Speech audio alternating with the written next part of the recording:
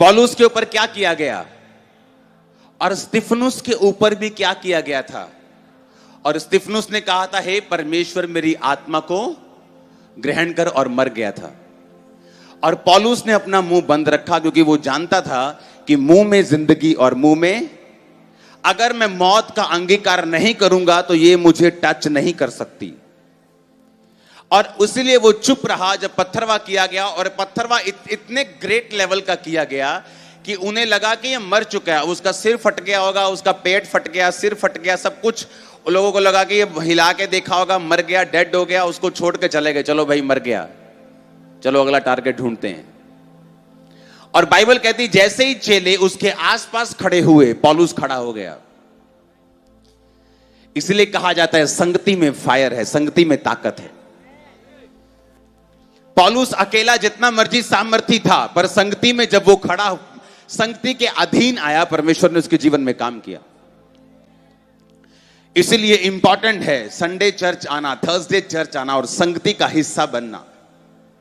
Online उन लोगों के लिए है जो आ नहीं सकते, जिनको मजबूरी है, अलास्का में बैठे हैं, साइबेरिया में बैठे हैं, चर्च ही नहीं आसपास 500 किलोमीटर, ये उन लोगों के लिए ऑनलाइन है।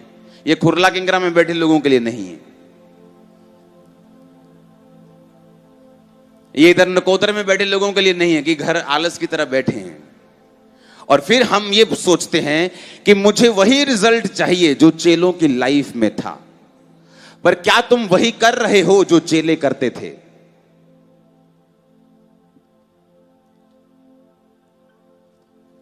रिजल्ट तो तुम्हें अंबानी वाला चाहिए पैसों में, पर काम तुम्हारा एक छोटे आदमी की तरह भी नहीं।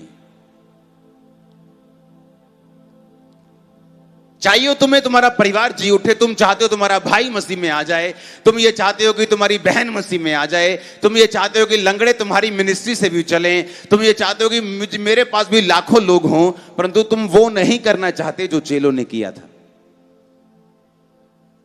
जैसे जैसे शरीर और तुम्हारे शरीर की इच्छाएं और इसकी प्रायोरिटी चेंज होती रहेगी, वो इच्छा जो टीवी देखने की, प्रार्थना करने की हो जाएगी, जब वो इच्छा जो खाने पीने की है, फास्टिंग करने की हो जाएगी, वो इच्छा जो मारने की और जेलसी करने की है, माफ करने की हो जाएगी, तो वो रिजल्ट भी तुम्हारी लाइफ में आ जाएगा जो चेलों की जिंदगी में था। एक बात को कान खोल के हम सब लोग ध्यान से सुने, मैं भी और आप भी, कि इस धरती पर अपने आप कुछ भी नहीं होता। कुछ भी अपने आप नहीं होता। धरती पर एक भी इत्तेफाक नहीं है। अगर एदोम के पहाड़ों को परमेश्वर ने उजाड़ दिया, उसका भी रीजन था। अगर आज भी इजराइल में एक पहाड़ के ऊपर कोई फसल नहीं होती, बल्कि दूसरा हिस्सा उसका सारा उज्जवल है और फल देता है और फसल देता है, उसका भी कारण है, क्योंकि वहां शाऊल मारा गया था और दाऊद ने उसको श्राप दिया था, हे गिलबो के पहाड़ों तुम पर कभी ओस ना पड़े और तुम कभी हरे ना हो। और आज भी वो सूखे हुए हैं, सामने हरा है और इधर सूखा है, सेम मिट्टी में। बाइबल का एक एक कण सच है। God's time is the best. God's time is the best.